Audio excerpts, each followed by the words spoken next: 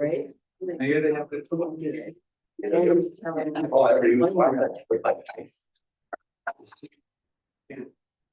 Can't, doesn't.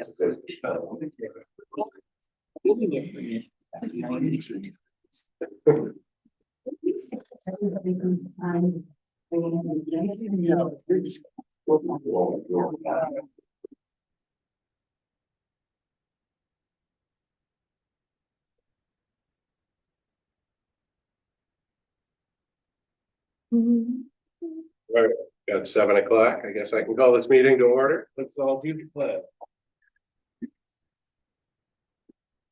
I pledge allegiance to the flag of the United States of America. And to the republic under God, indivisible, with liberty and justice. Roll call, please. Matt Bugera, I'm here.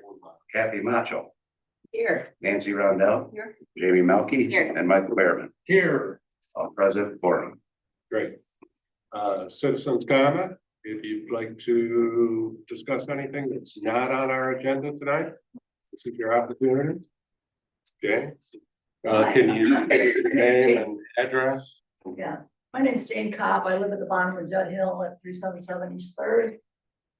Courtney Weber lives over the garages. I live in the house. And we live at the bottom of the new beautiful Judd Hill Speedway. So here's my question or my problem to you all and to Courtney's as well. We have motorcycles, we have cars, we have skateboards, we have electric scooters, we have bicycles, electric bicycles, all coming down Judd Hill at a fast pace. We have going east on Third, it's a stop sign in front of Ann Bishop's. Coming up Judd is a stop sign. Coming down Third going west is a stop sign. 9 out of 10 people do not stop going east at that stop sign. They don't stop at all, or they roll through it. But as I sit on my porch, or I have visitors sit on my porch, they're just flabbergasted at the number of cars that do not pay attention to that stop sign. Now, the other thing that concerns me is we have a lot of families, we have dogs, children, adults coming, walking that way. We have many coming down the hill, many coming down from the West Third, or East Third, I'm sorry, going down, usually going down Judd, most often going down Judd and crossing. And many times I've yelled at them, stop, because there's a car coming down. These are visitors, they don't know perhaps that you don't stop at Judd. My question is, could we put flashing red lights around the stop sign? Or better yet, there's a sign downtown that says pedestrian crossing that's right in the middle of the street. Could we put one of those at that stop sign, or right there where that is, to sort of get people to stop? I don't know how you solve the problem. There's no place for the policeman to sit to ticket, although there was a police car that did ticket someone recently and we were all clapping and he's standing there. But it's really a problem. And I'm not here in the winter, so I don't know what it's like, but in the summer, it's really treacherous that people do not stop. And those visitors, especially that I worry about, that are walking and they don't know anything's coming and cars on something this way. And if we could get a sign or some, I don't know what the solution is, but Okay, maybe you can come up with something. put that one on Chief Knight's plate. We got an idea. All right, good. Anyone else for citizens comment tonight? Elsa? Hi, Allison Larson, 255 East. There's a man who goes every morning to the boardwalk and he feeds the chipmunks and squirrels. He was leaving piles of sunflower seeds in the past, and now he feeds them peanuts and leaves shells all around. In the city parks, you're not allowed to feed the wildlife, and I'm asking that if we could think about treating the boardwalk like a park and having a sign to not feed the wildlife. I'll tell you, Kyle. Anyone else for citizens comment?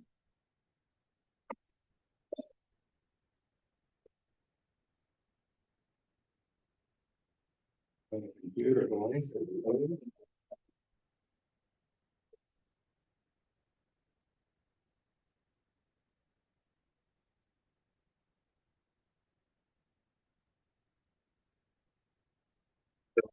then we'll move on.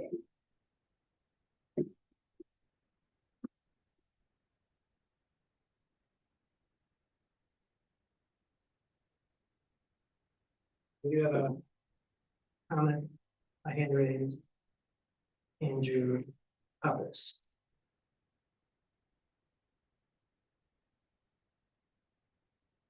Andrew, if you could unmute yourself.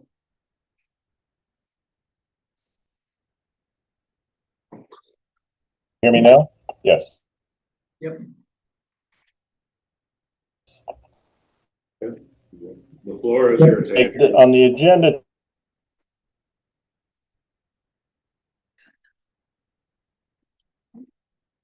tonight,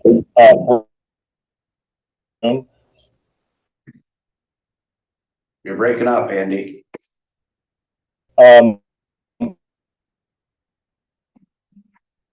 Question at the time, if you could address that. If not, if you can't address it, because I know you can't respond maybe to public comments directly, just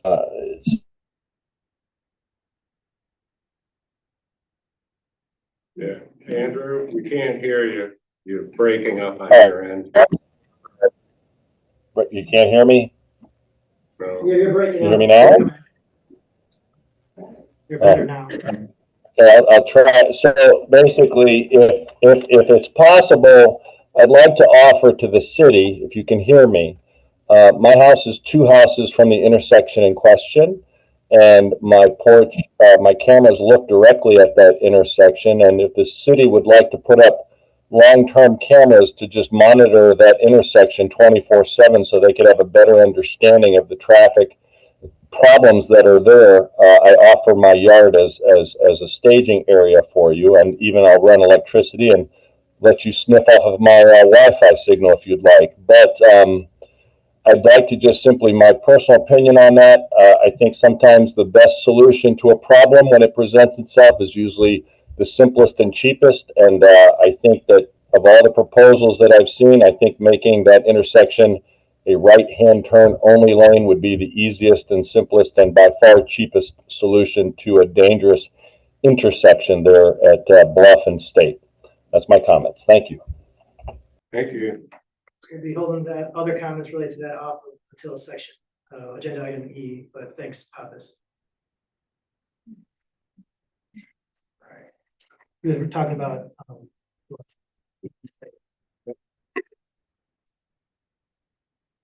Anyone else for citizen comment? Okay, moving right along. Oh, wait, I saw a hand up. Mr. Grant. I think the biggest problem with that State Street, Uh, people don't know the stop sign. We're gonna talk about that later. Okay. You can save that one. Yeah. Something that's not on the agenda. Alright. Alright, anyone else? No, alright. Let's move right along to the consent agenda and issues tonight. You know, you got the minutes a little late. Good. I read Yeah, them real I read quick. them too. I read them. Good. I'll make a motion to approve the consent agenda. I'll second. Kathy Macho, Yes. Michael Behrman, Yes. Matt Guerra, Yes. Nancy Rondell. Yes. Jamie Melky. Yes. Motion carried. On to the manager section. Tree board, vegetation manager.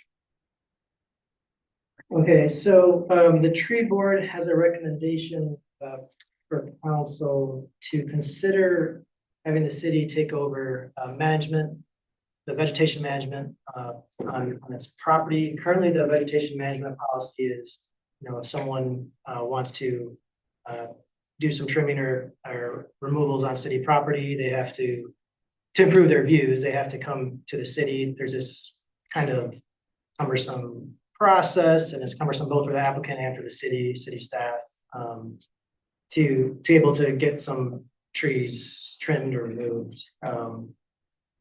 So the tree board likes the idea, or they discussed the idea and think it's a good idea to have to create a vegetation management plan and landscape plan for its own property to improve, public views from whether it's from the bluff, from the bluff property or at Mavis Parks or other lands that might not be on the bluff, but are city grounds that aren't bluff land or parkland. So any city property, they would like the city to take over and create a plan. And some of the reasons that the tree board looked into was, the city should be managing its own property. That was one of them. The management should benefit the public as a whole. That such plans would align with goal 2D of the master plan, which basically says that the city should develop landscape plans for all its public areas. And that plan should consider tree plantings and replacement of trees that are diseased or aging. And as I mentioned earlier, that vegetation management policy is cumbersome and generally just benefits individuals seeking to improve their own views as opposed to improving the public views as a whole. So those were the main reasons that they had. I think there could be two different types of plans if this is something the council wants us to investigate. One would be for actual vegetation management on the bluff, like removing and trimming trees, and other would be for landscape plans at our parks and city grounds. Of course, we have the Parks Board kind of taking into consideration landscaping in some of its parks. We did that when we did Marina Park and Marina Park Committee. They had a landscape plan for Marina Park. We also have the Garden Club as a nonprofit who kind of does some quote unquote gardening landscaping for our park. So we do have bits and pieces here, but we don't actually have plans, and that's what the master plan calls for. I think the plan to go ahead with this would just cost some initial money to get the plans together. The real cost would be ongoing costs of us doing the vegetation management or doing actually planting the vegetation or maintaining the landscape that we do for them. But I also think it would involve, collaboration between staff, tree board, parks board, even planning commission, and like I said, the garden club. These are just some general thoughts and outline ideas from the tree board. And there are Dan is here and Kathy Leo from the tree board if they have any other comments, but I think that covers the gist of it. So really what they're asking for council is if you want us to consider this to, we can bring forward a plan of how to tackle it from a cost perspective and timeline and what else it would entail.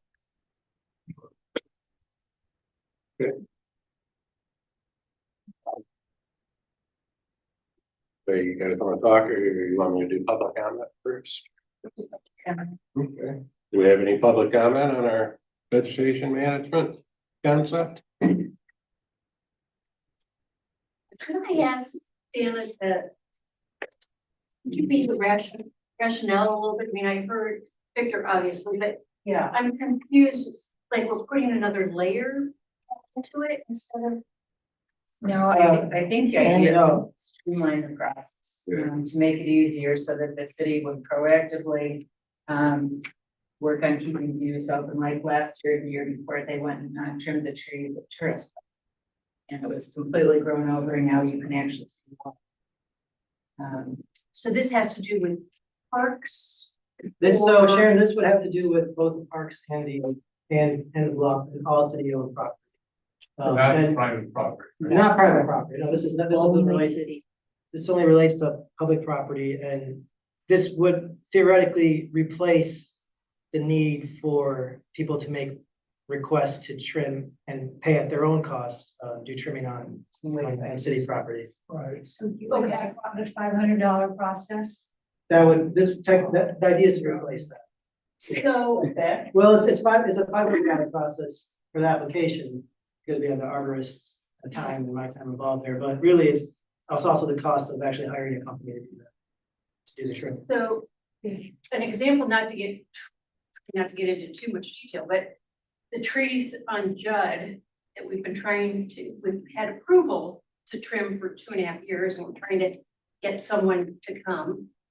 They're on private land across the street, and those owners have agreed. If this was a new process, how would that? Well, I think what we're asking for tonight is just agreement for Victor to go ahead and put a plan together. So how all the mechanics would work still need to be worked out. For example, I don't know if maybe every 3 years on a rotating basis, we would look at different areas of town to see what needed trimming. And then, the city could do it themselves, training will be getting training for It would be more of a proactive approach. And I don't know, I'm probably speaking out of turn here, but, I think tonight it's just to have Victor give us some ideas on what a plan might look like. I think, Would you agree? yeah, I think it would just be on, it wouldn't affect private property owners at all. Correct. It's only city-owned property, and the city would take over the management of it, probably basically using the ordinance or the rules that we have in place. Yeah, the same, we have, Some sort of- we have policies in place, you know, from our arborists and others that have kind of put together best management practices for vegetation on the bluff for other areas. And they would use those similar, we use those best management practices to approve, to give approval to people who do vegetation management requests. I think, Sharon, if I'm wrong, I think what you might be getting at is there's already open active permits. People have already have permission to do trimming on the bluff based on the permits that they have received. And I would say those are still active until they expire, because I don't foresee us having plans in place. It's gonna take us a while to get. So any active permit out there would still be in place. So I don't know if that's what you're getting at, Sharon. A little bit, yes. Yes, sir. So hey, just real quick question, and I apologize. Can you stand up? Basically, you're saying you Excuse bring me. it in-house. We need your name and where you live. If you could stand up also. Yeah, Kevin Gentry, I live at 129 East Block Road, Drive. So it's being farmed out to a vendor now to manage it, is that the way it works? No, Who does it now? so right now there's, you know, our DPW is kind of in charge of it, but we don't do a whole lot of trimming on our own bluff property. We do have, an agreement right now with a company to kind of trim and manage the area in front of the boardwalk.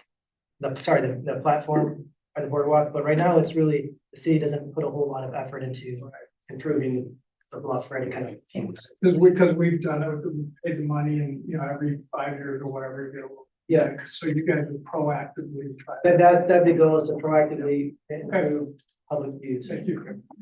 Basically get us on the same page as what you folks are already doing On public property. on public property. So part of what Victor would provide would be cost to, you know, if there's gonna be more work to be done with trimming and so forth, if we're bringing it in-house, that would be part of Victor's report. Any other public comment? Yeah. I mean, it was, I just wanted to. Thank you. Grant, I'm Graham, 187 East Block. What's the difference in the problem we had with electric lines in front of the care center that you don't have going on Main Street? Not lines, right, all the trees are being. That's not a problem, it was up there. yeah, we took down the trees in front of the care facility because they were a safety issue, and he's asking if the trees on Main Street are a safety issue. Lucas, if you want to take that one. Yeah. The difference would be the type of circuit that's there, the circuit that comes down Main Street that's in the Maple Street. It's a statutory line that feeds the individual homes, the businesses in that area before it goes underground, towards the central business district. And up at a bluff location, that is the primary line, it's the main feed that, supplies the entire circuit number 3, which is all of downtown. And then out of town that way, including 3 of our drinking water wells, and so it's a difference in what type of line it is. That's secondary, and that is the primary feed for this entire area. Thank you. Anything else? Anyone online? No. If there's anyone online who does want to comment, just remember you can raise your Zoom hand and if we see it, we'll call you. Ask you to unmute.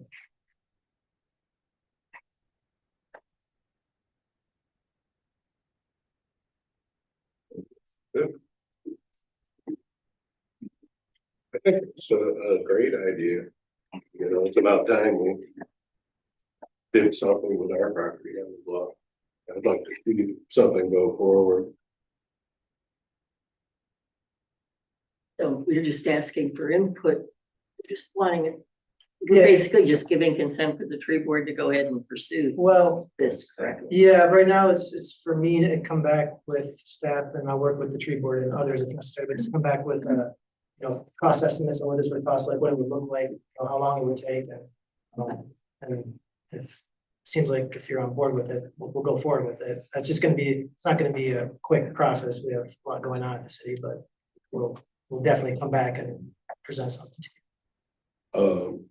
Would the current city tree trimming thing stay in place until we came up with a final plan? Yeah. And you had meant, and it was mentioned in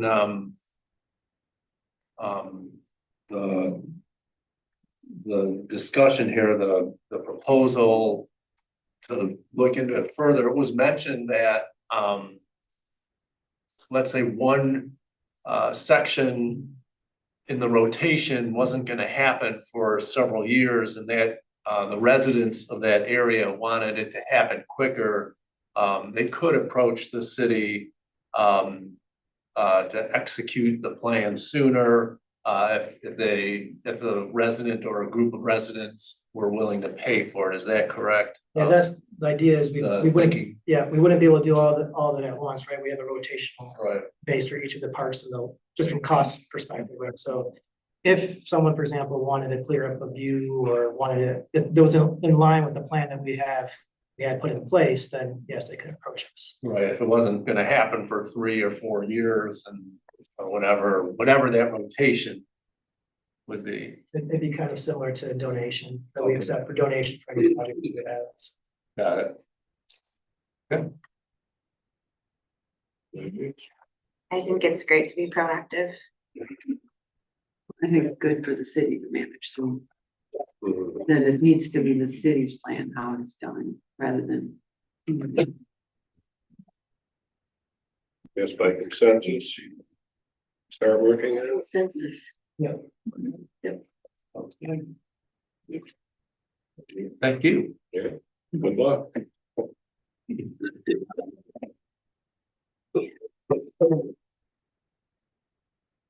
All right, item B on the agenda is a request by a property owner, Roger Skrobeck. Is that how you pronounce it, Roger? Yes. Okay, yeah, to install a hedge planting in the city right away. He lives at 382 West Third Street, and it's actually a corner property, corner on Third Street and Harrison, I believe. And as you see in this drawing, it's not, can't read the details here because I scanned it in, but I'm sorry, what did you? I said you can't really read the details of the numbers here because I scanned it in, it came a little blurry, but this is the hedgerow that he is asking to be planted in the city right away.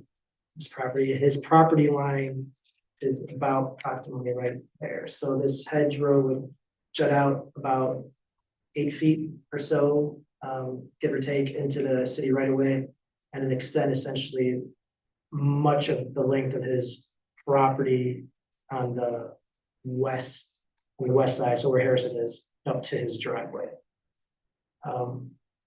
So of course, this is something that we had this case come up before a couple times. It's the city code doesn't give me the authorization to approve hedgerow plantings. It does allow me to approve tree plantings, like single individual trees. And it also allows the police chief to remove vegetation in the city right away that he deems unsafe or inconvenience or ask. So we do have language about hedges. They can be removed, but there's nothing that gives me the authorization to approve them. So of course, I've taken it to council. I'll let Roger talk in a minute here. I just give you some history from the city's perspective is, if you go around town, there probably are several hedges or plantings in rights of way. There have, and recently though, I mean, I don't know if any of those have been approved by the city. Recently, the only one the city council has approved as far as a hedge would be on Ottawa Street where it dead ends. They had some trees planted there and they replaced the trees with the hedge. And that was one of the reasons council went forward with it, because two of them was, it was a dead end street and they were replacing trees that existed with the hedge. So that's the only approval that we have. Of course, there's no safety concern. I talked to Chief Knight, for Mr. Skrobeck's case here, there's no safety concern about those being located there, and there's no utility interference. Of course, there's always the question about, allowing someone to plant, a whole hedge in the city right away to kind of extends their property by cutting off city property. So it extends their yard. There are other people, that have done it as well. I just don't have any historically I can find the past couple of decades of us actually improving hedges other than the one on Ottawa Street in the right of way. Typically, we don't remove vegetation in the right of way unless we need to get at it for utility purposes, or it's obstructing like pedestrian movement or any other concerns we might have at DPW or the police. We do tend to get a little more strict on like boulders and rocks and other kinds of landscaping that are in the right of way. People used to put those in there to kind of prevent people from parking along the right of way outside the street. So we try to, we're a little more strict on that, but we haven't gone around the city and removed hedges that are currently in the city right away. Roger, that was my. Okay, thank you, Victor. First, introduce myself. I'm Roger Skrobeck. I recently purchased property on Third Street, this one. And one of the things I'd like to do is enhance the landscaping around the property.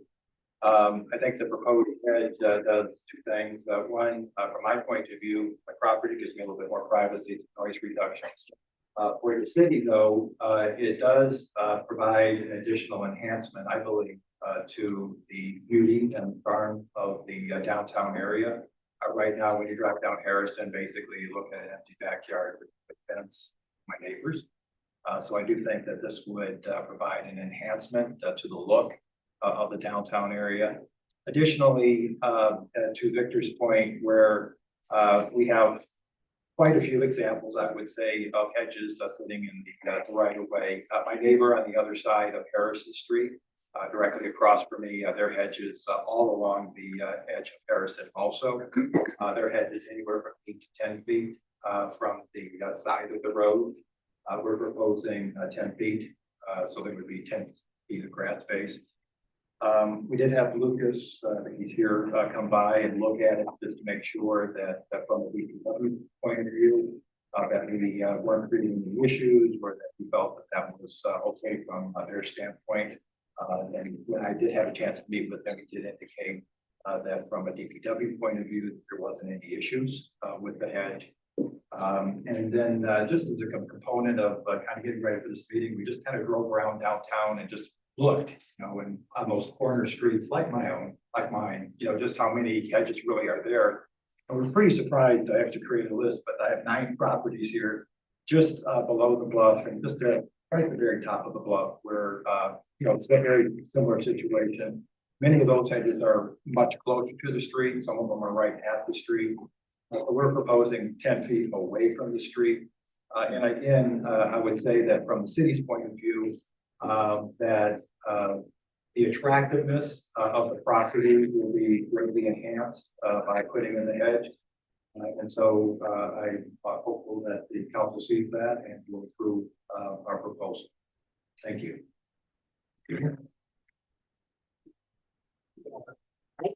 I could not tell when I went by there, and I can't tell from this. You're saying 10 feet from the edge of the road? Yes. How far is that into the right of way, Lucas? 10 feet.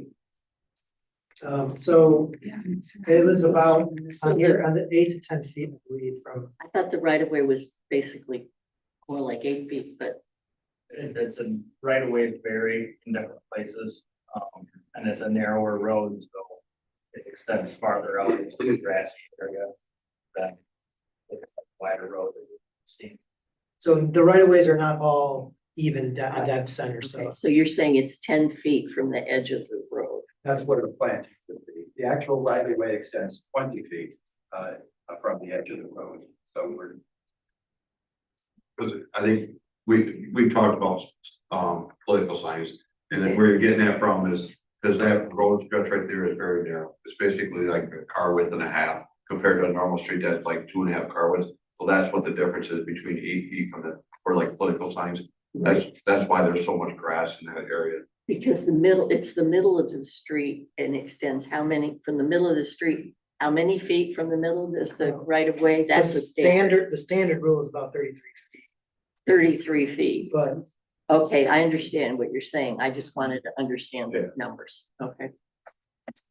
Is there a reason, I'm just curious, that it can't be moved closer to your house? I was down there today too. Yeah. And looked at it.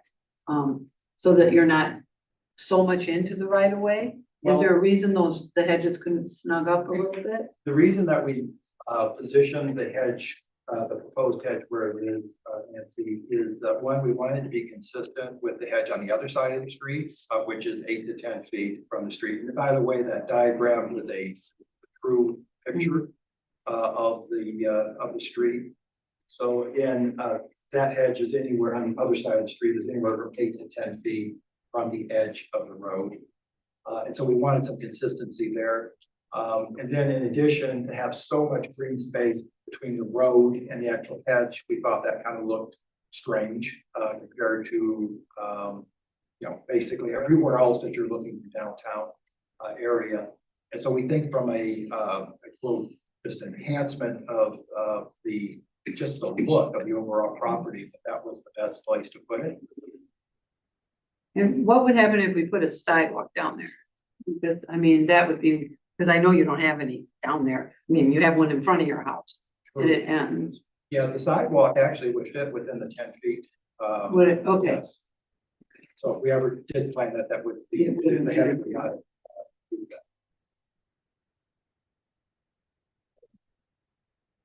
And I drove by this afternoon and I don't have any issues with the. Regarding Nancy's question about the sidewalk, are there rules about where the sidewalk goes in relationship to the middle of the road? Not like in relation to the middle of the road, and if you go around town, you'll see we have sidewalks that are Right along directly adjacent to the main Okay. street or the west. Okay, hill. so there's no sidewalk is.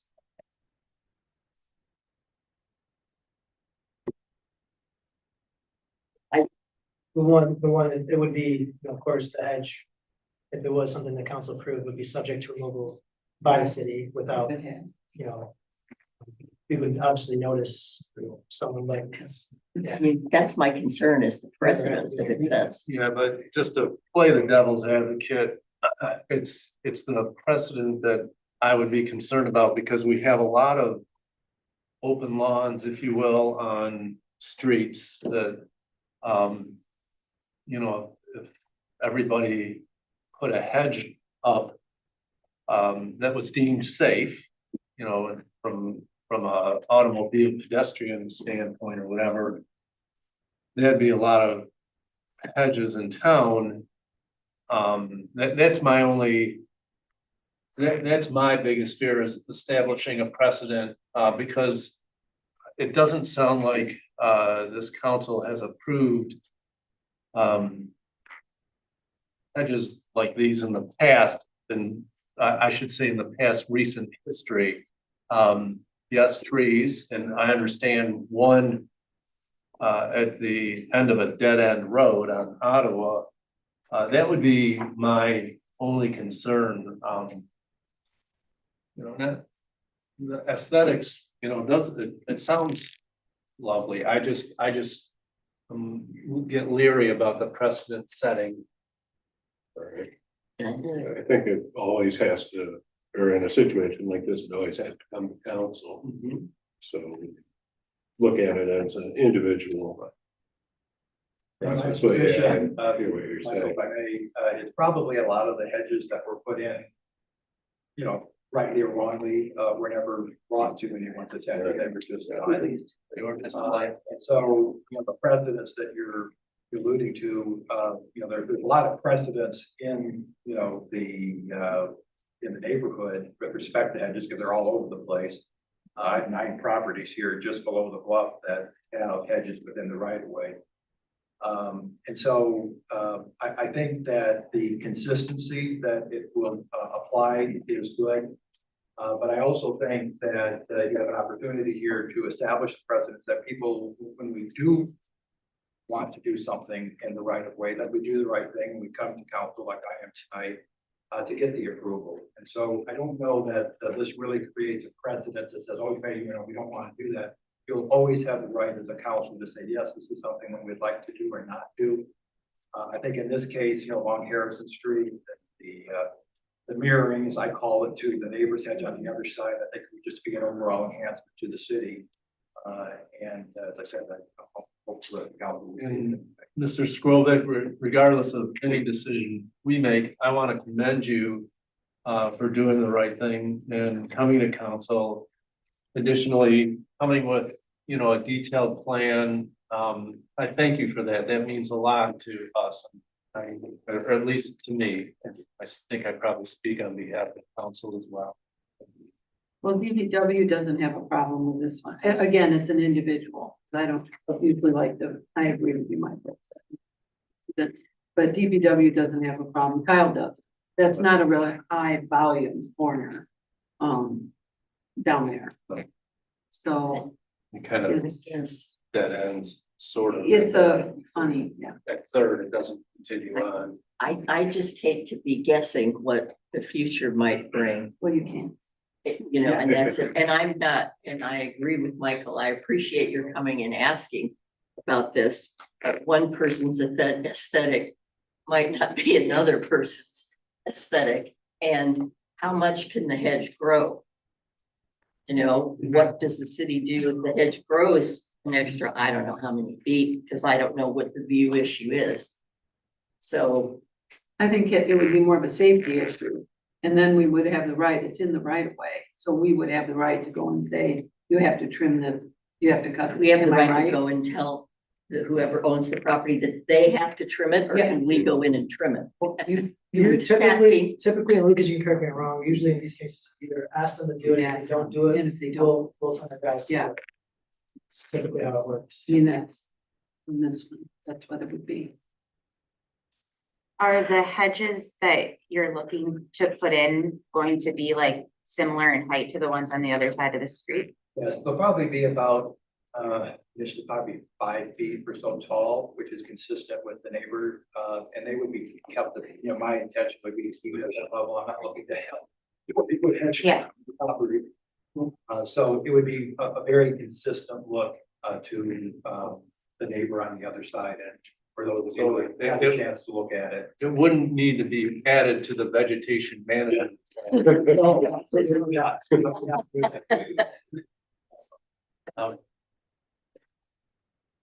Those days. Good. Yeah, Could be. could be. It is.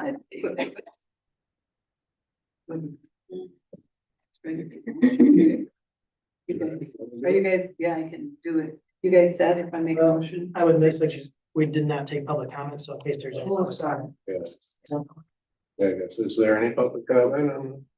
I just had a quick, kind of devil's advocate question. Is it functionally any different than a fence? Like a fence would not be allowed, right? Yeah, the fences aren't, we don't allow fences in the city right away. Does it mean, right? I looked at this. Yeah. That's good thought. Anyone? Gary?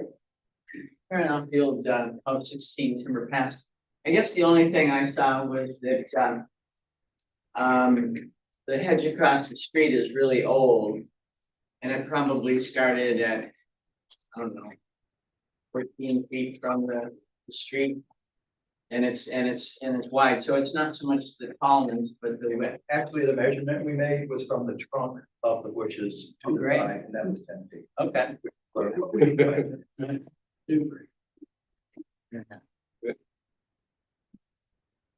Anyone else? Motion to. Then I would make a motion that we allow the hedge to go in with the understanding. According to this plan. Second that. Yeah. I guess all in favor? Aye. Aye. Opposed? No. No? No. All right, maybe they should do a roll call. I have to do- Did you follow? No. I'll vote. We'll just throw out a roll call. Michael Behrman, No. Matt Mugera, Yes. Nancy Rondell, Yes. Kathy Macho, No. Jamie Melky. Yes. Motion carried 3-2. Thank you, council. Thank you. Thank you.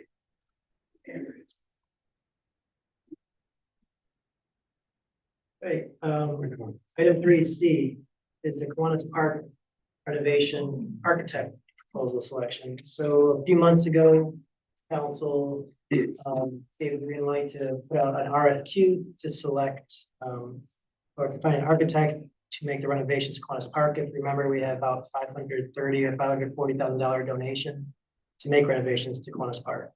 So the Parks Board and staff were looking at potential improvements to Kiwanis Park, and of course, with the cost of things, some of them don't seem feasible, like an ice rink or even the playground updates, but we have money to do something at Kiwanis Park, and most of the improvements that the Parks Board and Parks Department have focused on is renovating the bathrooms to be accessible from indoor and outdoor, adding a deck to Kiwanis, the building, new windows, addition of a kitchenette, enhancing the lobby and other features of the portion of the building.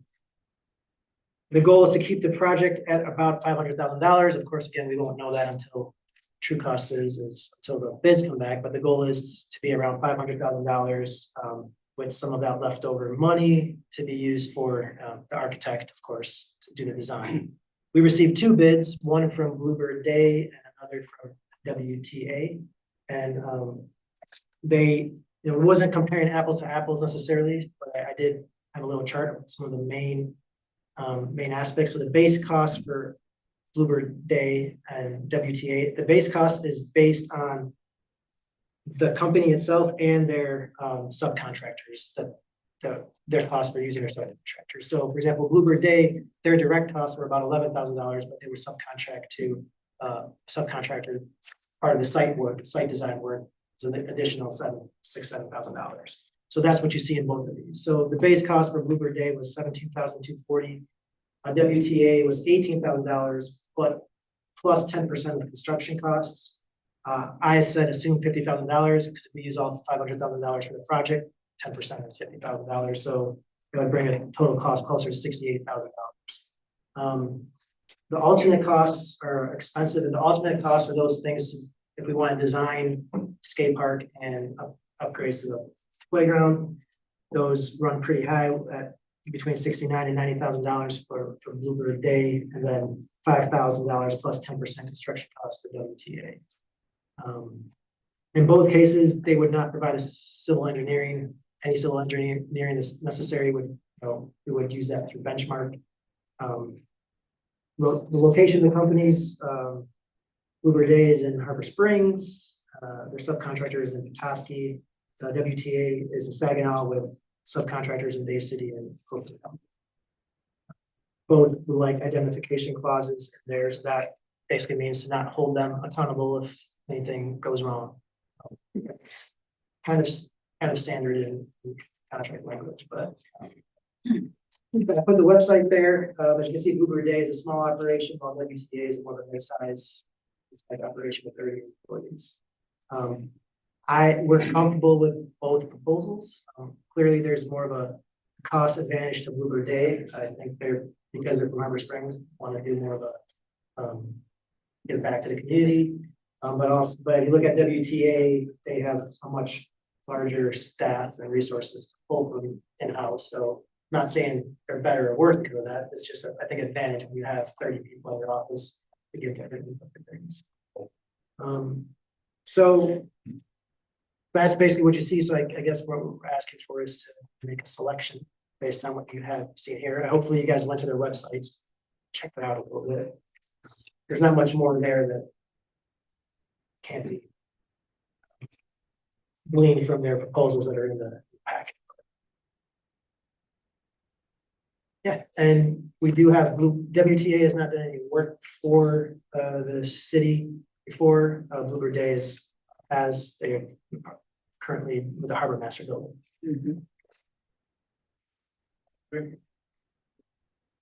Any public comment?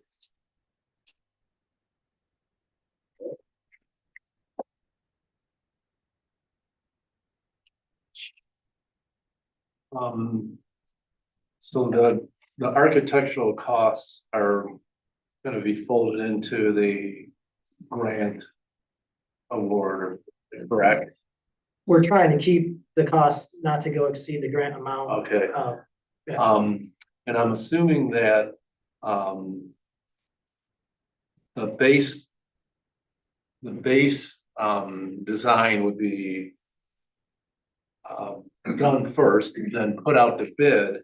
And then if there were additional funds, you know, remaining, then the architects would take on the designing the alternates. Is that correct? That ideally would be the case. You could also do them all at once, but I don't think we're gonna have much money left over to do any of the Right, it alternates. seems to, if we're doubtful to have enough cost left over to do the alternates, then that's a lot of money to spend bidding out something that you're probably not gonna end up doing. So if we were ever to receive donations in the future, then you can come back to, you know, doing proposal for architect site design for, you know, the playground or so my recommendation, yes, would be to only look at the base cost, because minimum $70,000 for alternate costs that takes away, you know, that's the amount of money you take away from doing upgrades to the building. I think it's unrealistic to expect to have anything in addition, and if there is a little bit, then we can be creative and find something, like even if it's just plant trees or do something else up there. But I just don't think that it makes sense to do the alternatives without having money to pay to complete those projects. Yeah, I'd agree with that. I mean, if you did the alternative stuff, that just eats into the money for the hardware, the Kiwanis building. We won't have enough money to go with the ice skating rink. And I guess I'm.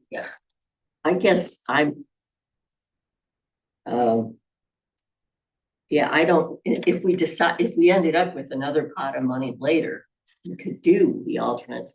I can't see that there's any particular advantage to have already done the planning or site work, you know, engineering 5 years earlier, you know what I mean?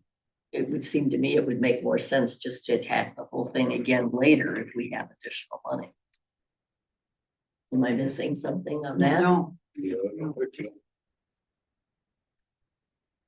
No, I think we should just look at the original thing that we talked about, which was the basic. Columbus building, the bathroom. Yes. that was- You know, yeah. On that note, I'll make a motion that we go with Bluebird Day for the base cost architecture. Second. Since there's a financial thing, Yeah, we do the roll call. Kathy Macho, Yes. Jamie Melky. Yes. Nancy Rondell. Yes. Michael Behrman. Yes. Matt Boogera. Yes. Motion carried. All right. Thank you.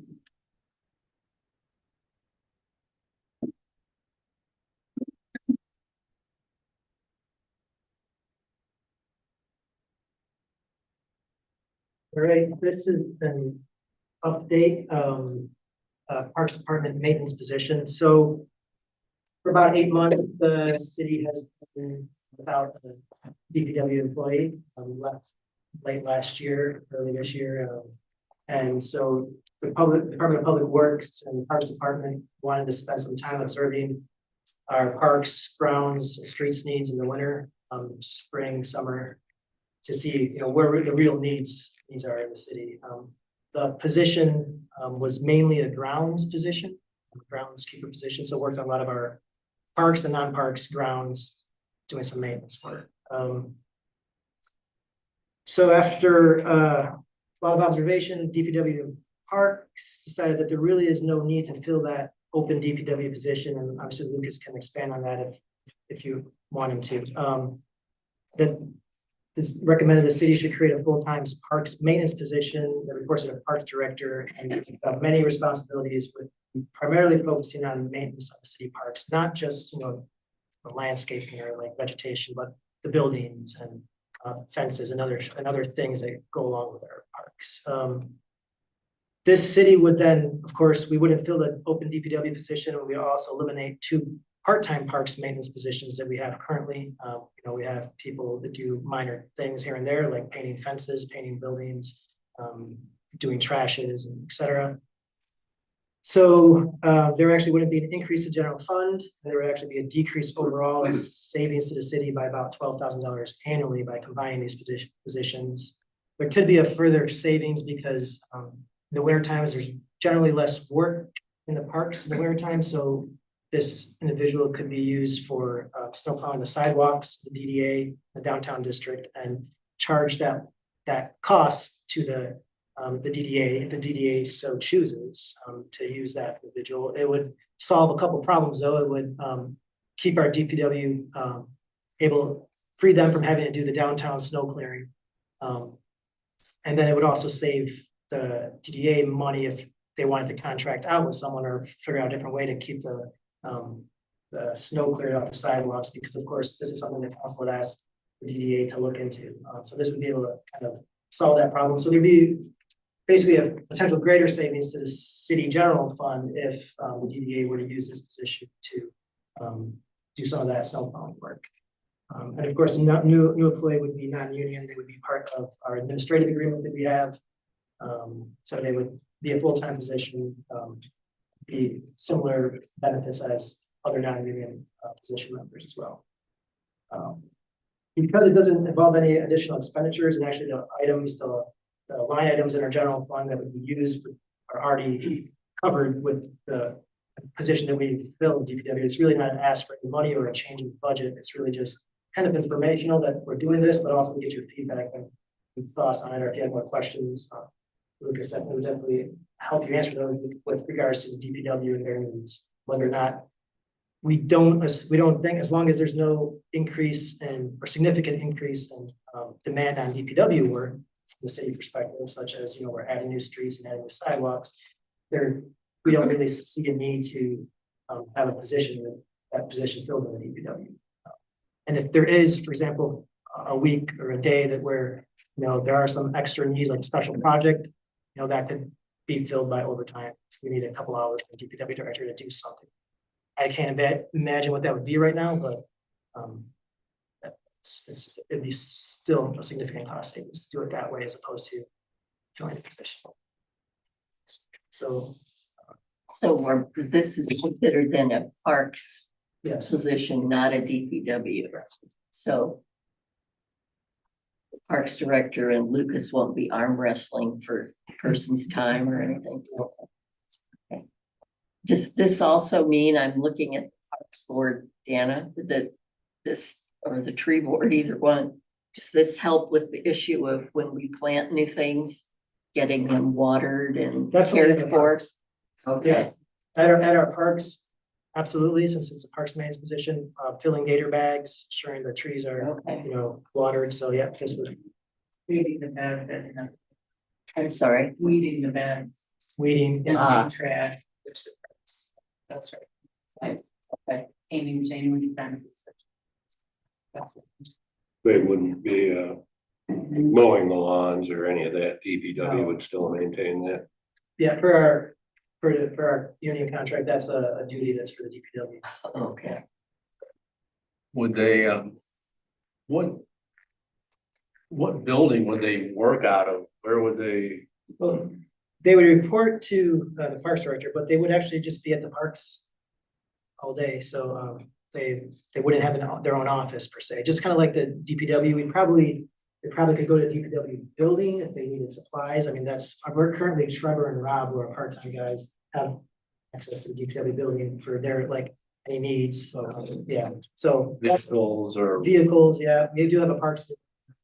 we have out here at front of City Hall. But yeah, so any supplies and tools they need, they'd be working on it, getting that from the DPW building, just like our current Parks Department uses. That's our DPW building is our building for everything that's non-office. And they could be used to like help clean the beach in the absence of lifeguards and that kind of stuff. I think it's great. Any public comment? Okay. I really appreciate the fact that the city that looked at that didn't automatically replace the position, but gave some thought to how the time could be better, how a person could be better utilized. Because as I mentioned before, some of these issues have been going on for a while, taking care of the trees and stuff. So I think it's great. Thanks, Lucas.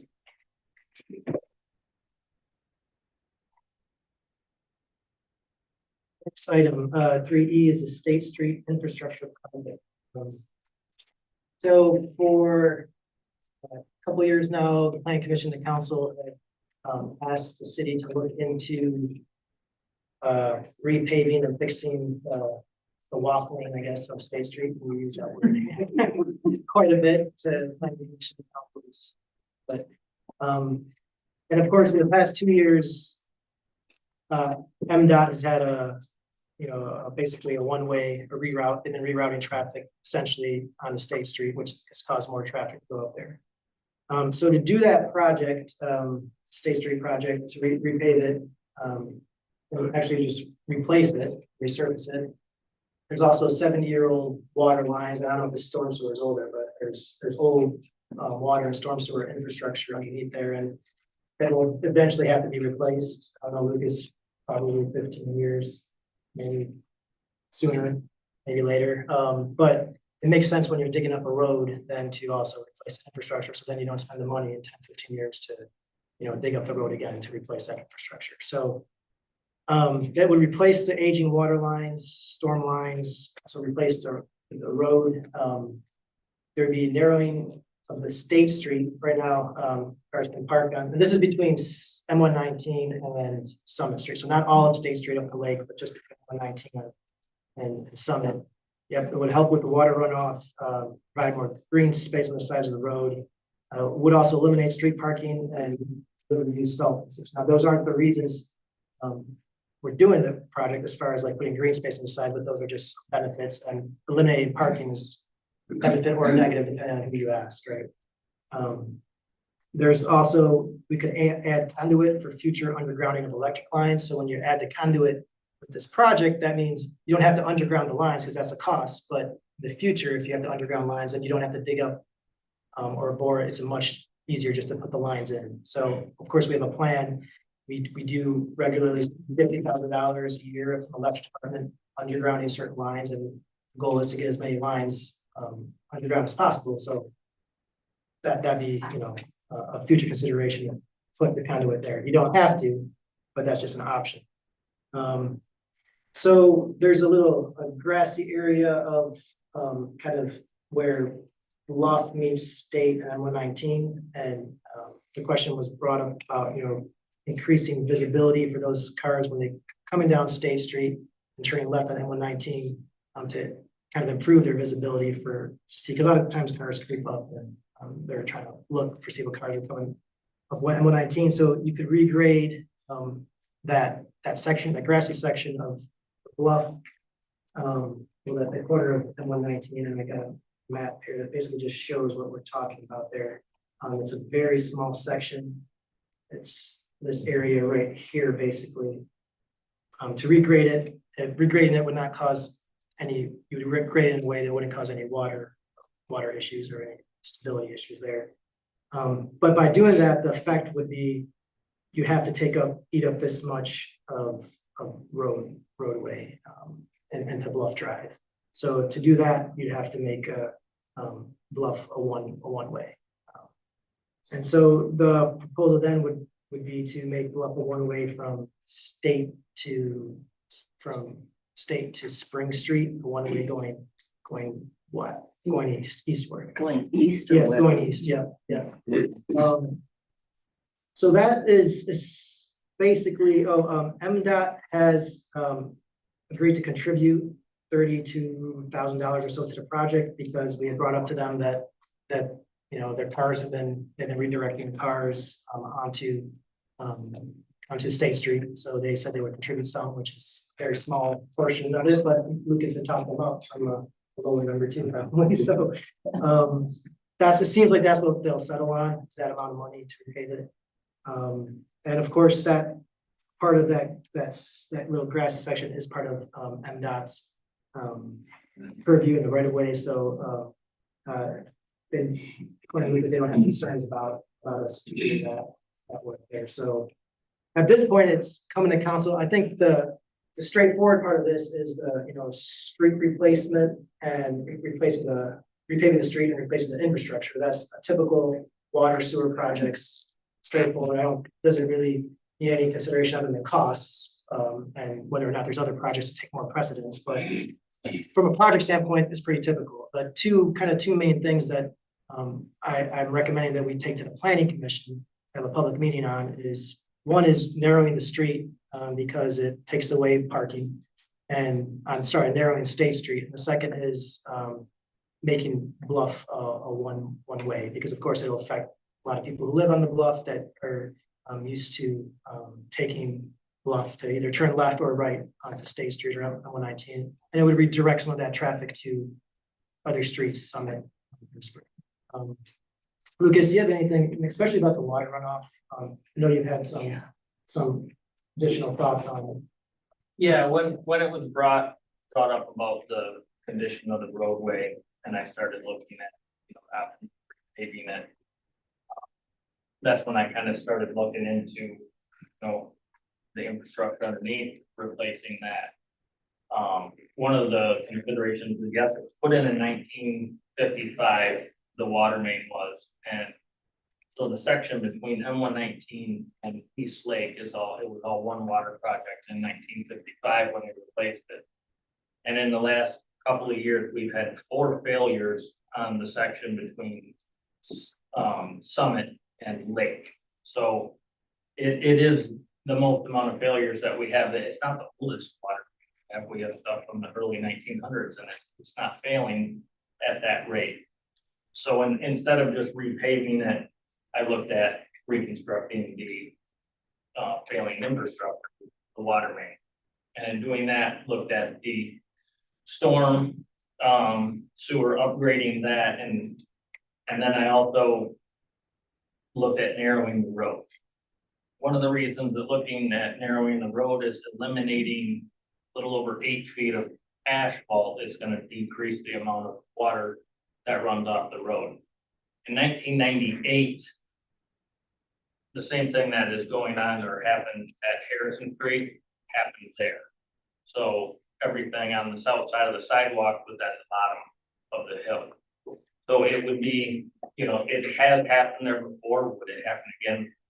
Nobody knows, but any way to help, you know, reduce that is what I was looking at doing here. So staggering the catch basins up the hill and making the paved area smaller to help runoff. The other thing is with the paving costs, how much it costs to actually put asphalt down, it's significantly cheaper to not pave that entire extra lane in there. So, and then while I was at it, you know, addressing the visibility concerns at that intersection, said I was looking at it, so I just was taking a look at everything. If we're there, you know, it's doing my job to look at it all. Thanks. And yeah.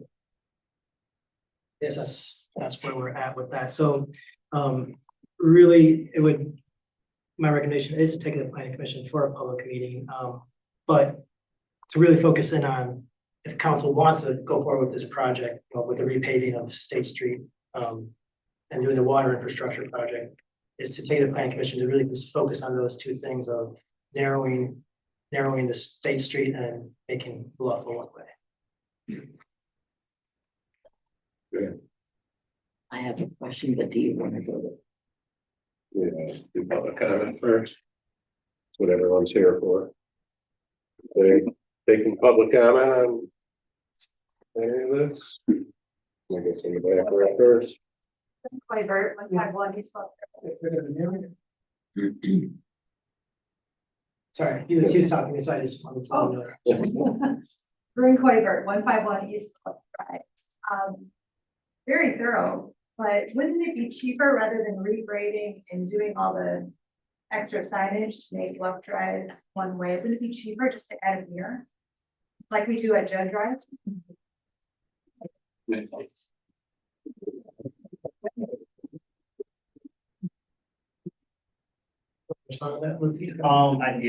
obviously that easier to slap a, $100 mirror on the corner. With because it is 30 miles an hour there. I mean, it's just, if that's, in my opinion, that's kind of a Band-Aid fix as opposed to actually, improving the visibility. As opposed to relying on the reflection for something that, like I said, it's my opinion, but I don't think that the traffic mirror is a solution. Looking back at the safety issues that have been there have been 19 accidents since 2004. Of those, 10 were related just to ice and snow, single vehicle accidents. There have only barely been 4 accidents during that time where cars have been sideswiped. One of those was a D-line. So as far as it being like a true safety concern, I know that that's not my favorite intersection to drive through, but for it being like a true safety issue, I'm not seeing a whole lot of statistics to warrant like tens of thousands of dollars to be put towards repaving it. Just my opinion. So. I guess to address the cost issue, the $650,000 price tag of projected cost. That really is not the cost of increasing the visibility. By narrowing the road, and on State Street and not paving the savings in the asphalt essentially covers the moving the curb over and resloping that grass area. So there's really not it's not a large cost consideration when it goes to that. Like I said, that's just, we're there and doing the work. So it's not like this is a $650,000 intersection. Most of that is the infrastructure. Yeah, I know you wouldn't be saving 650,000, but you would be saving at least maybe 40 or 50 that could be used towards, hiring your Department of Public Works.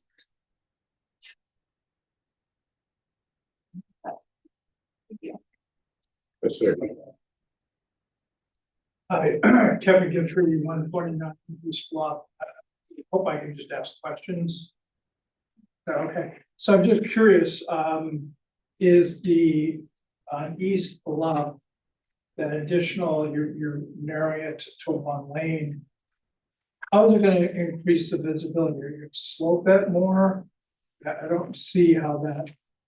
By moving the curb to the north, essentially it's here. So if you have an angle, if you move it here, you can lower the angle of the slope. So then you can see down the hill. And then is the plan to be able to still come down State Street and go left on East Bluff? Yeah. Okay, and it would just be I actually live right where that whole thing curves over, so kind of ground zero there. So you need to drive down, go left on Spring and stop it. Okay, and it would also push maybe more traffic down Judd Hill. Just And then finally, so where the East Bluff goes to one lane, I guess I gotta get the specs, but you still would be able to, I guess, go right when it turns. So, Yeah, right here, starting right here probably. okay, and my final question, with the new area on the south side of Bluff, I've read somewhere, I'm not sure if I got it right. Is there a plan to plant trees or shrubs? Absolutely not. Just grass? That would defeat the purpose of improving the visibility. Okay, thank you. Graham? I'm Graham, 187 East Bluff. I turn on that corner probably as much as anybody, right there for over 50 years. Problem, I think, is, or one of the problems, is not this visibility, is people knowing there's a stop sign there. You pull up from going east to west on Bluff Drive, hell, there's a car coming down, he won't even slow down till it's 119, and you can see down the hill real well there. You know, they just go right by it, hell, finally they'll wave you through, one of them, there's 4 or 5 of them, but they just think they have the right of way, and they blaze right through. Never observe it. Yeah, anyone else? Yes. I can understand the situation in the state, in East Third. In fact, a number of years ago, I think there was a child hit on that corner, but we were still around. And that caused quite a stir, but and some action was taken. So that is a tricky corner. This is one solution. Will be debated thoroughly, I'm sure, before it's all over. What I'd like to comment on is, in the package, it said this is going to make it easier for the residents on East Bluff to get into town. I walk our dog up there occasionally. It's a good hike up Judd Hill. But anyway, by my count, there are about 38 houses there. And there are 8 driveways. That 9? 5. Okay, well, whatever. Let's say approximately 8, not 8 to 10 driveways up there. So I think the argument that it's going to be a big help to the residents up there is that pushing it. But anyway, that's beside the point, just a note. What I do notice since that Judd Hill's been improved is a significant amount of traffic coming down there. And we recently had an incident there where a bicyclist managed to plant his face into a car and spread a lot of blood around there. I can see that happening. Also, somebody getting their door torn off parking lot. So there's some potential problems there that need to be addressed that I'm sure the chief is aware of and thinking about. But I think this is an opportune time to think about speed control. In fact, Kyle, I was about to come over and knock on your door and say, why don't we think about some speed bumps or calming pad or something on 3rd Street while we've got this project going? Because there is, in my mind at least, Excuse me, we're not talking about 3rd Street. We're talking about Bluff Drive. So you can keep your comments. Bluff Drive is affecting 3rd Street. Yeah, I don't think this situation. Anyway. Point taken. So something you and I can talk about later. I'm certain you will. So yeah, I appreciate the comment. I'm not sure where it was said that it would make it easier. I think in my comment where I said that Judd Street allows for easy access, not easier, but just allows access to downtown. Kudos to the staff, because this is the crash reports that I didn't know she was looking there, I might not look. But what you said is exactly correct, and 12 crashes were due to the weather related. 2 car deers of the 18 or 19. And so it was basically comes down to about 1 visibility going that way. 1 car thought that the person would go down the hill and came straight through, and it was a T-bone. But that's in 2004. It was interesting because these are the crash reports back when we used to film the bubbles, and now we're automated, it makes it a lot easier. So but we'll share that with the planning commission. Yeah. Yes, ma'am. Jackie Silhanick, 364 Church Street. I'm just wondering, when you're coming up State Street, right now, a lot of people turn right on East Bluff. It's a very tight turn. Does this making it one way create a new issue of that being even more difficult and precarious, or would that now not be allowed to turn right onto East Bluff? The way that this is designed with the proposed curb radius, it still would allow for vehicles to turn right off of M119 and go up East Bluff. It seems a lot tighter. I mean, I don't know, it just visually at least. looks like- Visually, it certainly does visually, but like I actually do go that route and turn right onto East Bluff. And there's no way to do that without going into the wrong lane anyways, so this just forces you that way. Hi, Helen Gitry, 129 East Bluff. I make that turn probably more than anybody except maybe Tom Graham. And where you're going east or west on East Bluff, you come to the stop sign, you've got people coming down State. And the issue is exactly what you were talking about, you mentioned it, speeding and them not paying attention to the signs. So if we could even put bumps, when you do the new state road, put bumps, speed bumps, and even if they put up, I'm serious, you need to slow down, they're not abiding by the law. So when I pull out there, just like Tom said, people they pretend like I'm not there. It's never been an issue of the people coming up the hill because the hill's so steep. They really don't have any trajectory. More importantly, it's in comparison, Judd Hill coming down with no stop sign, that's way scarier. I think you're trading between two evils. But back to that turn. So it's not the people coming up. It's usually the people, and by the way, to me, it's not tourists. It is people who live here that work downtown, they're in a hurry and they just know their streets and they just zoom right by it. I say, let's get back to slow down. Get them to slow down before we start making all these cuts in the roads and things like that.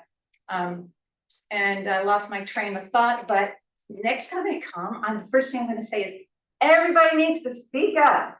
I can't hear anybody, and I've heard somebody over here say the same thing, so, and a little bit better because I'm getting old and I can't even that's big, but it's not good enough.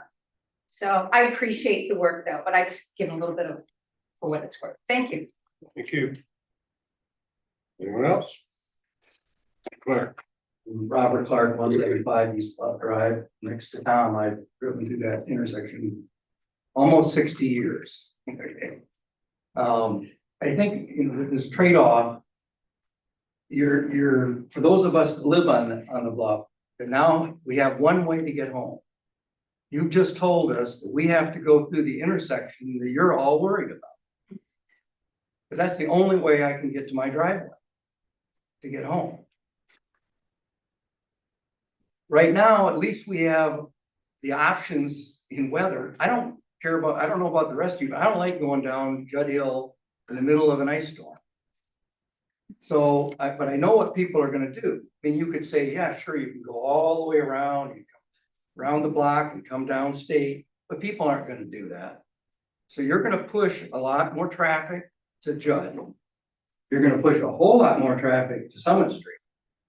Because all those kids, when they get out of school, they come flying down Bluff Drive right by our house. Now they're all gonna be up on Summit, which isn't all that wide. So I think you need to think a little bit about, are you really making things safer, or are you redistributing the risk to some other areas? You could do this project, narrow the street, do everything else, but leave Bluff two ways. You don't have to do that last little part there at the end. And it is, as people said, the risk, the problem are people flying down. If you want to wake somebody up, what you do if you're on my side and you're pulling out, you give them a little bit of a nudge like you're going to pull out, and all of a sudden their eyes get big because they're flying through that. They don't stop at the stop sign. Nobody does, especially the locals. They stop out in the middle of the intersection. So it's a hazardous, intersection. You do have to slow them down. The other thing, think about visually when you're all done. This is now one way. Think about all the one-way signs you're gonna have. You're gonna just plaster now, a big one-way sign right in front of the brand new boardwalk decking that you did there. Cause coming down that hill, people have to know it's one way. So just think about the signage and think about what is really happening here. Where are the people going to go? And I can go left and go down Judd, but a lot of other people are, it's gonna increase that traffic. It's gonna increase Summit Street. And it's gonna change signage quite a bit. Not exactly visually attractive sign. Anyway, I have other thoughts too, but that's enough for me.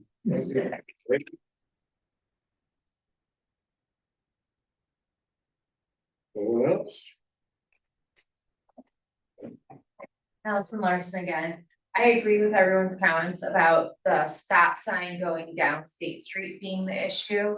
And it's dangerous even to bike or walk across that intersection as the cars coming down the hill blow through the stop sign and usually stop past the crosswalk. So Kyle, you could make a small portion for the police department giving out tickets for people who blow through the stop sign. But I was wondering, has a traffic study been done? Anyone else?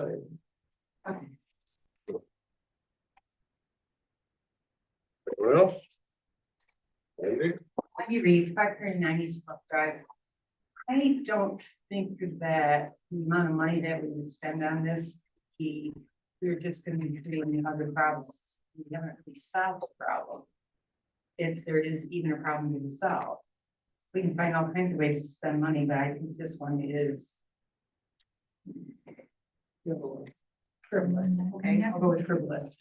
So, I don't think the left, drive residents are gonna report it.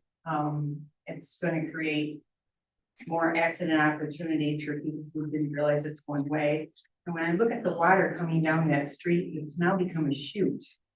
So it's gonna move faster because it's in a more confined space. And then when it hits the plaza area there at the corner, it's now moving faster and it's gonna spread out. I don't think we're getting enough benefit for the amount of money this could cost. Thank you.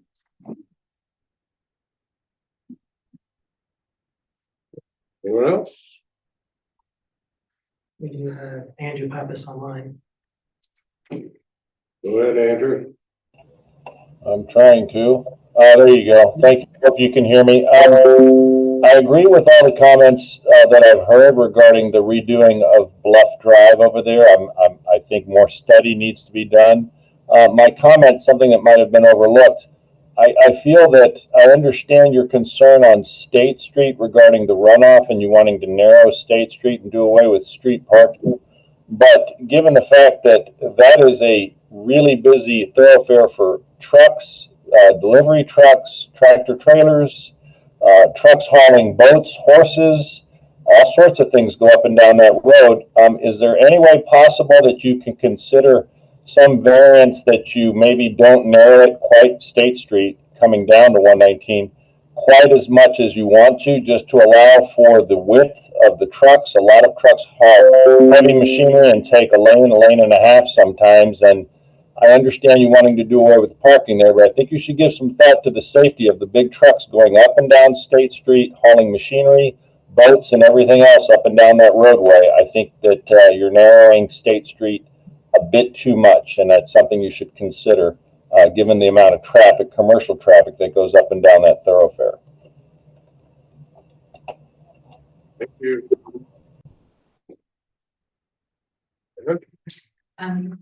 Deanna Mulder, see it before, 372 West Summit. I thought it was really kind of a good idea to engage a traffic engineer, at least find out how much they might cost to look at this situation. It might be our worst intersection in town.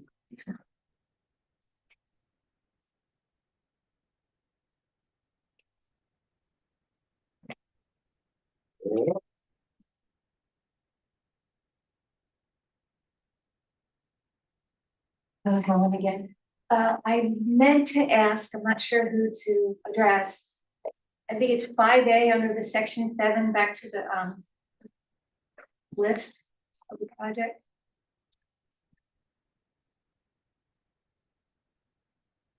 Can you read it? Can you read it for me there, Vince? Adding conduit for future undergrounding of electric lines, it's an optional. Adding conduit for future undergrounding of electric lines is an optional additional cost. But if the city wants to bury the lines in the future on State Street, it would cost more to bore in the future, so. Okay, so from what I understand, they've done that already? They've already started that project, is that right? AT&T? That's AT&T, that's not our utility. Okay, so then, but on East Bluff, one of the reasons we talked about making that area wider, so it would be easier to bury the enter ducts in the event that they needed to do so for the project or for future. This is for State Street, I don't know. No, I'm sorry, I'm back to East Bluff. So I was just getting 5A is part of the adding the conduit. That's for State Street. I know, but for East Bluff, you're adding some too, right? It's already there. We're not doing anything with utilities on East Bluff. Okay, then you're not gonna do anything with the green space that you would have if this went through as far as the making East Bluff one way and taking that property and making it, then in fact, it said possibly planting trees. No, it didn't say possibly planting Okay. trees. Okay, good. All right, well, and so there's no conduits going underneath that pertain to this project on East Bluff. Okay. Well, there's fiber optics already there, but they just recently, I don't know if anyone's noticed, they did another interduct with copper wire. That's for, could be for telephone, landlines, and electrical conductivity, but they didn't finish it, and they started it 2 months ago, and I spoke to the AT&T guy directly, and I don't know why, that's why you see that orange fencing up at the boardwalk, it's been there for 2 months, with a big conduit sticking out. So that looks like it's really not finished. It kind of went to nowhere. I'm not really sure what it is. So that's why I asked if it's part of the project. So thank you.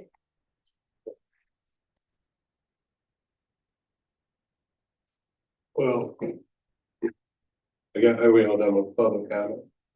Right? I hope.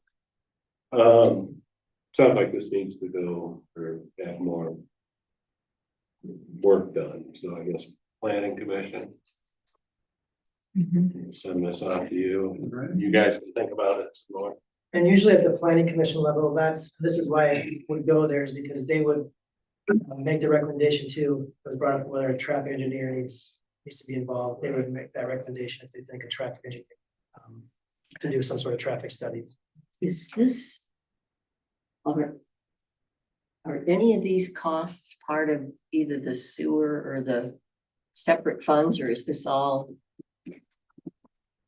general fund? There'd be water, and then the conduit would be under electric. And then the street repaving would be street, you know, Part of the small portion would come out of the street, and then there's the conduit of the state. So most of this is coming out of the water, street, water, most of it is water sewer fund. water sewer fund. Yes, the vast majority. Okay. That's good. Yep. I think you're right, planning commission. I agree with that.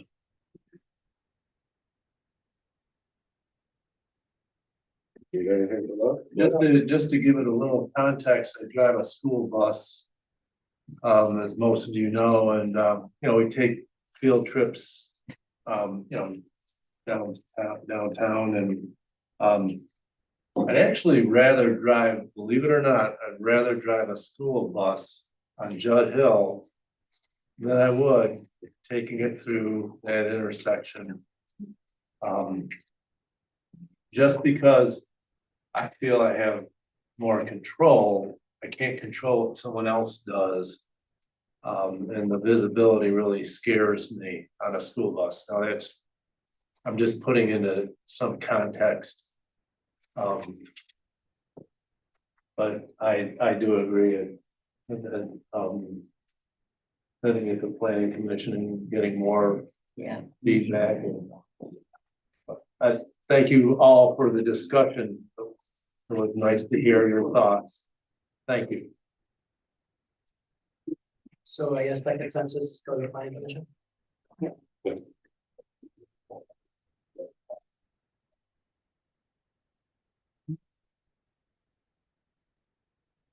for this blue mark, we had someone on Zoom annotate or share content, so.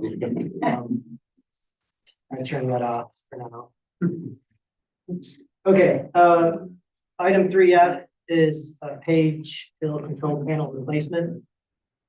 Nick probably provide some more context for you, but just basically the Harbor Springs area sewage disposal authority has several lift stations throughout the Harbor Springs area. The lift stations basically just take the sewage from a lower elevation to a higher elevation. This particular lift station we're talking about is on Page Hill, which is a Little Traverse Township.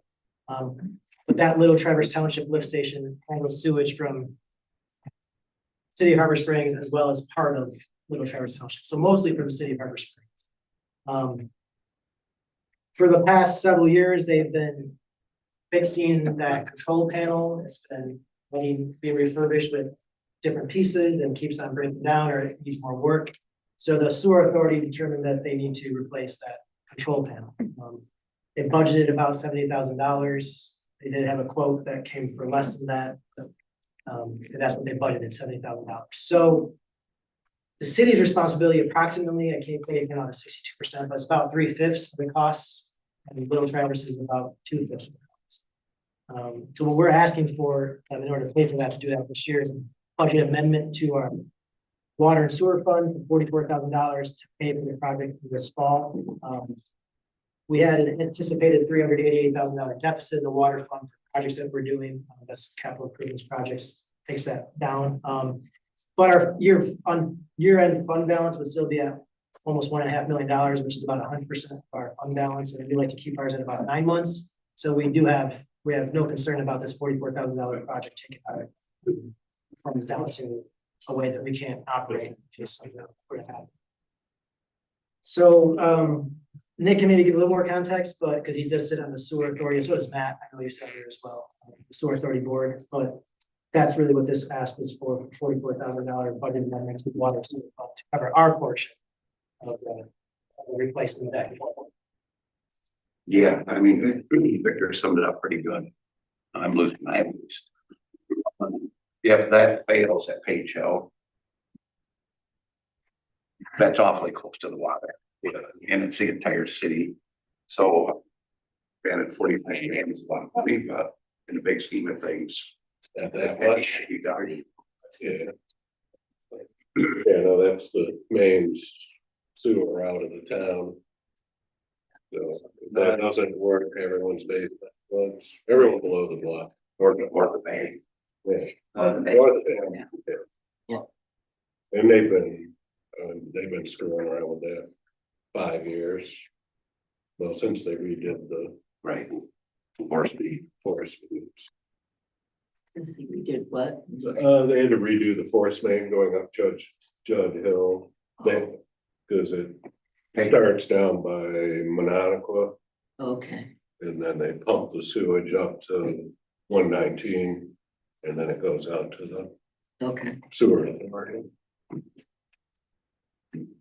We need to do it. So We need to do it. I think Yeah, we we don't need have to a do it. choice. Yeah. So I guess I'll make a motion that we approve the budget amendment, $44,000. Second, take any public comment, just in case. Sure. Yeah. Do it.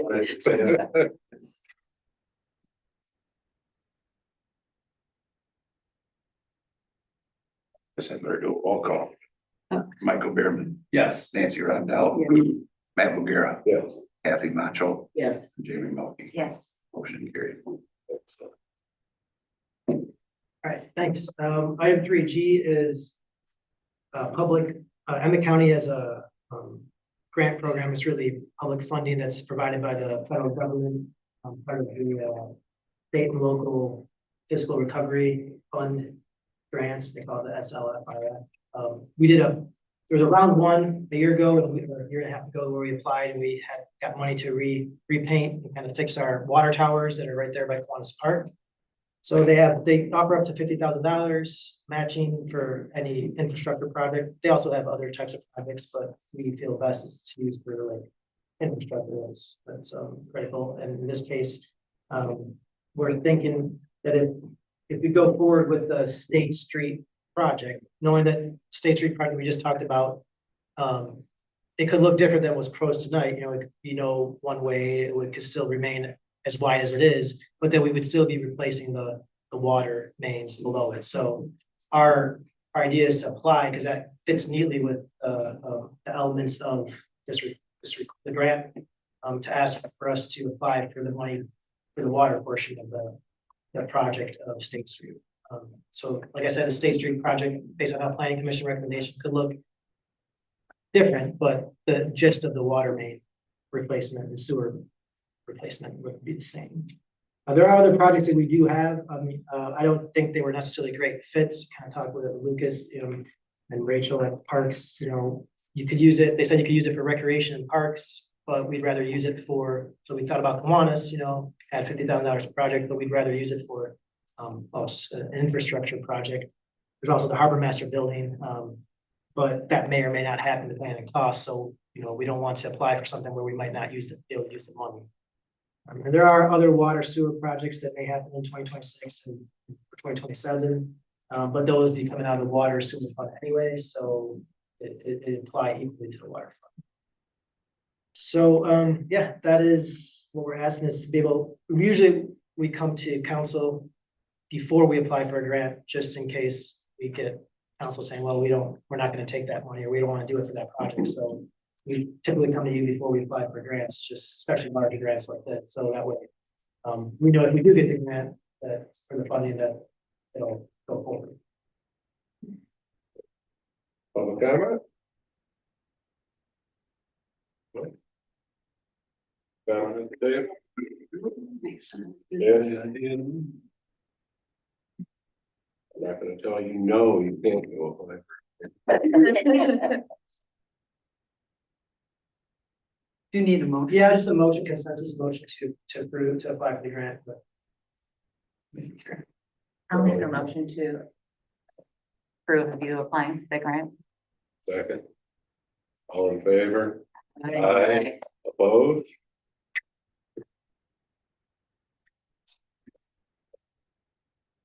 Okay, before we go into closed session, I'll just run through the city manager report quickly. There was a virus called parvovirus outbreak in the area which affects dogs and can be very deadly. They suspect it potentially broke out at Zoll Street Beach. We did post warning notices online and at the beach. Just should be aware that your dogs, and to vaccinate your dogs. If they're unvaccinated, there's potential for an outbreak that could be affected. I haven't heard more from Rachel. I don't know, Lucas, if you've heard more about that, but I haven't heard an update from the health department here. But that was last week, late last week. City street sweeper did arrive, and it's been put to use. So I'm sure you guys might have seen it out there. I got stuff. Nick can attest that August elections, the primaries at City Hall went with no hiccups really. No, No. there's always hiccups, but nothing. No, not the only, public no. hiccup. For the rest of the summer season, there will be no lifeguard at the beach. A lot of them are filtering out for school or they're done.